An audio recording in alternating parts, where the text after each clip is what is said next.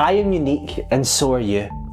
This makes our connections fun and exciting, but it can also make them challenging. Hurtful words or actions can create breaks in connection, and the closer the person, the more it hurts. When we get hurt, we might fight back, or maybe we distance ourselves, blocking the person or avoiding them. How do you tend to react? We are imperfect people, and we will both hurt our friends and be hurt by our friends, accidentally and on purpose. Breaks in connection are horrible, but we need connection for a full life, so we must learn how to repair broken connections. I'm sorry is not always easy to say, but it is powerful to hear.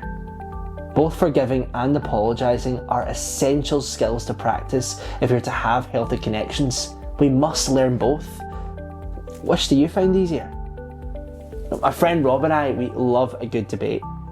And one time during a debate we got a little heated.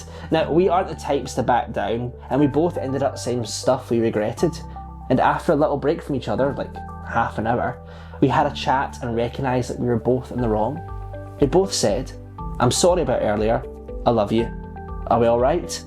And we forgave each other. Are you quick to say sorry? Do you find it difficult to forgive someone? This week, pay attention when there is conflict and consider in what ways could you practice reconnecting.